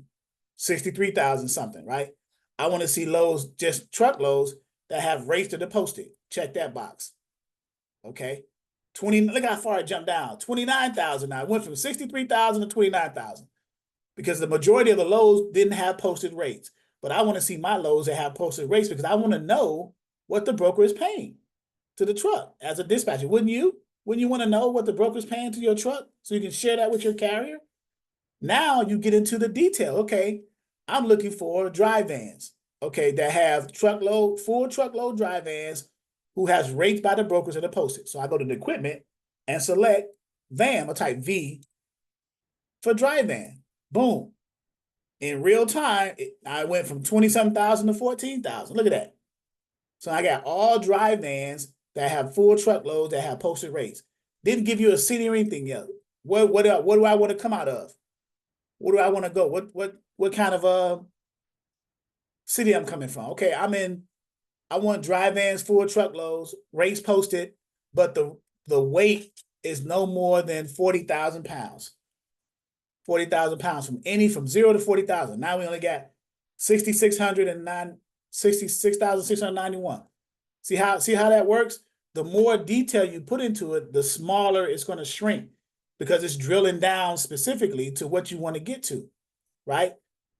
Now I want to see a dry van with those weight requirements that have their full truckloads with the rates posted coming out of Columbus, Ohio. Columbus, Ohio, boom. 66, 514 loads. Well, you only need one, but look how small it got. It went from 66,000 to 514 because you're drilling down very granularly, very specifically in how it's done. That's how you use a load board properly, right? So now you're going from Columbus, Ohio, but this says Columbus, Ohio to anywhere because it gets the destination is anywhere. If you got a specific area you want to go, then you say wherever you want to go, right? So let's do this. Let's change it to, remember we know from north to south and west to east pays the most money. So let's say north, let's say Detroit. That's further north than Columbus. And let's say to Atlanta, right? So we got 206 loads going from Detroit to anywhere for a dry van with 40,000 pounds max on it. That's a full truckload that has a posted rate, right? Now, if we change it to Atlanta,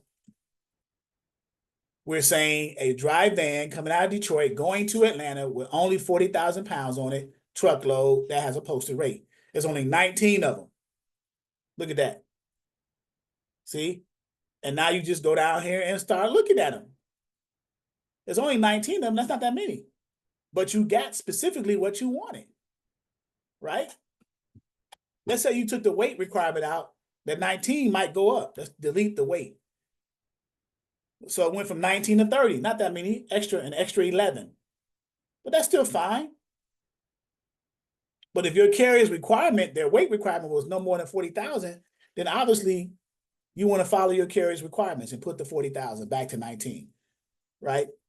So that's how you put together your carrier's profile and translate it to a load board to try to find them something, right?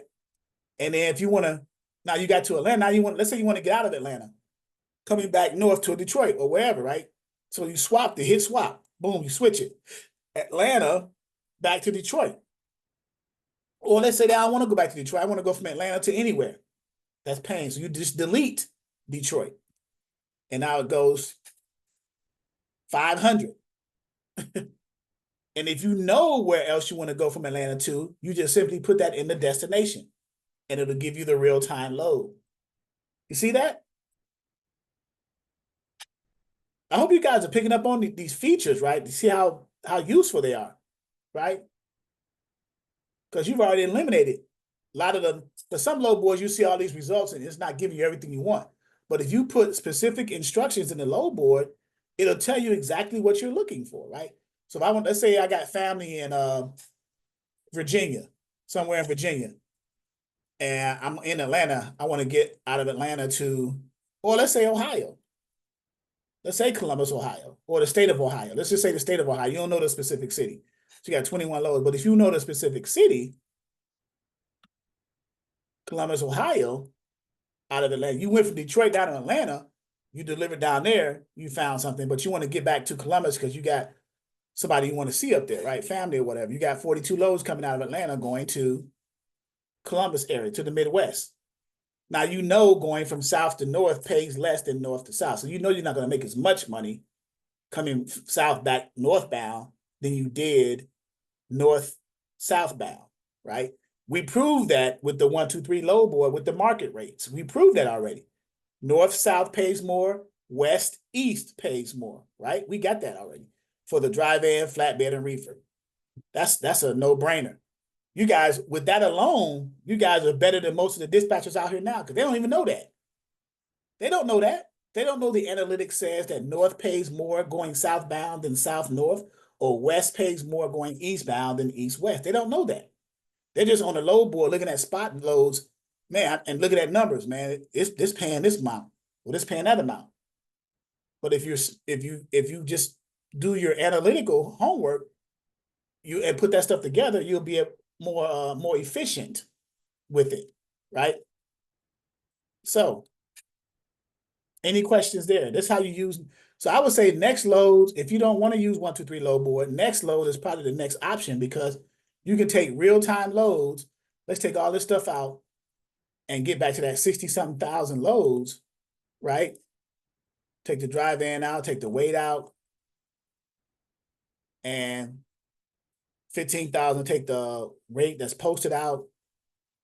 Take the dry van out. 63,000, take 4 truckloads out. Now it's back up to 63,000, right? Nothing else is in there. All the loads over the country. This is real time. These are real loads, guys. Real time loads.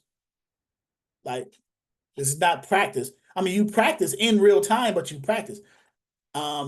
If you actually call the broker, they're gonna try to book a load with, because you calling a broker, they're gonna think you have a truck and you want to book a load. So don't call the broker unless you have a truck, but you can practice with the load boards because they're load boards in real time.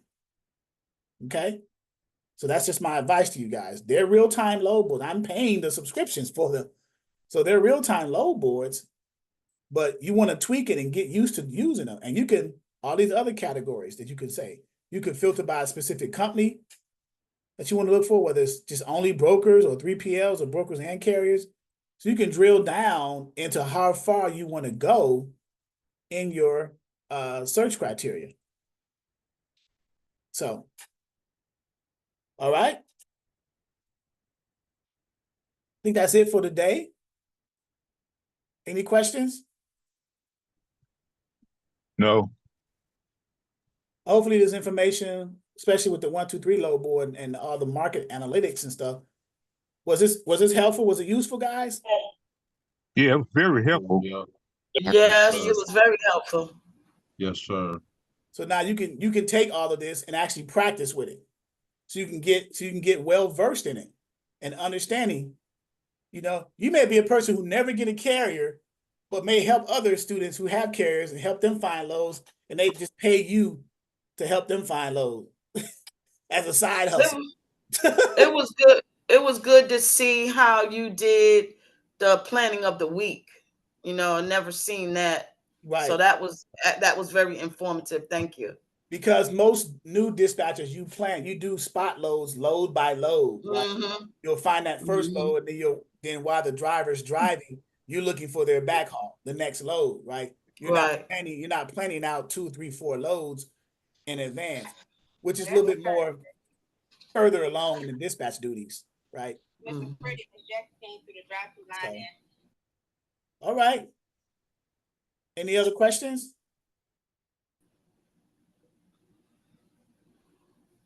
All right, we got some people on here today. Okay, cool.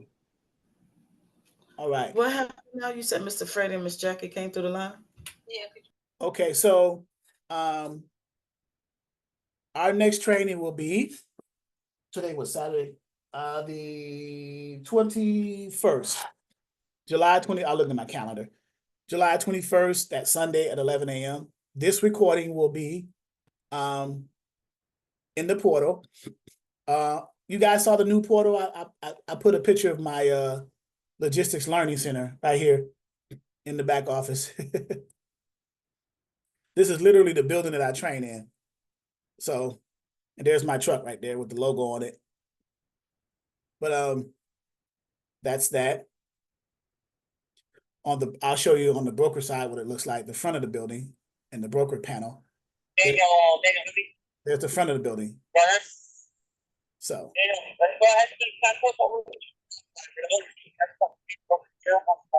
All right. Okay. All right, guys. Thank you. As always, hopefully every training you're picking up on something different and something new to add to your arsenal, right? To make you more of a well-rounded dispatch service. Because when you get to that point, it's good to learn all this stuff now. So when you get a carrier, now you have someone to apply the information to, right? The skills to, and the techniques to, right? And that's the whole point, right? Once you get that carrier. Now, I'll let you know that the rates are making a turn for the better.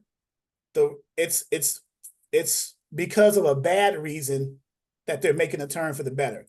A lot, and I'll show you why. A lot of the older trucking companies, or some big trucking companies too, are shutting down, right? They're shutting their companies down because they tried to ride the storm of the bad rates when it first came out. So now that a lot of the trucking companies are shutting down, a lot of the shippers and brokers still need to move those loads, and there's an abundance of loads, and they need to move the loads. So now it's forcing them to pay more money now to get those loads moved because there's less trucks out there, less trucking companies out there. So it's the law of supply and demand, right? Less trucks, more loads, the rates got to go up in order to motivate those trucks who are still out there to take the loads. So you got what's called negotiating power. It's starting to turn around for the better, okay? And this is according to FreightWave Sonar. This is according to Transport Topics. This is according to Supply Chain Dive. All of these transportation publications that we keep track of, according to them, they are all reporting the same analytical information. So that's another good thing too, as a dispatch service. If you're going to be in this industry, then be in the industry, right? You want to follow the publications, follow the white papers, follow the data that they're saying what's going on, right? So you can kind of keep a leg up on your industry. This is your industry. You've chosen to be an independent company as a dispatch service, right? So, all right. Can you type those publications in the chat, please? I certainly can. Thanks. And you can just simply Google them, right? Let's see. FreightWaves has a section there called Sonar. FreightWave Sonar, Transport Topics, Supply Chain Dive.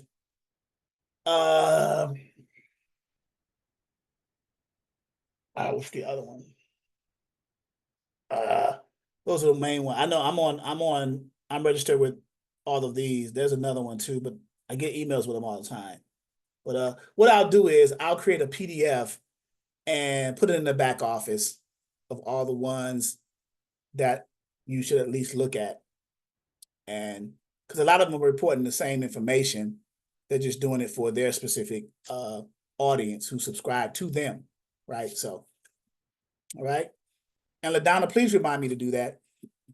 Put all the publications in a one PDF, please. All right, guys. Enjoy your weekend. And I will see you on the 21st, that Sunday, for our next Zoom. But if you have any questions, obviously, about navigating, any questions in general, don't hesitate to reach out to me or my wife, and go from there. Okay? Okay, y'all. Have a good one. Bye. Thanks. right. Bye.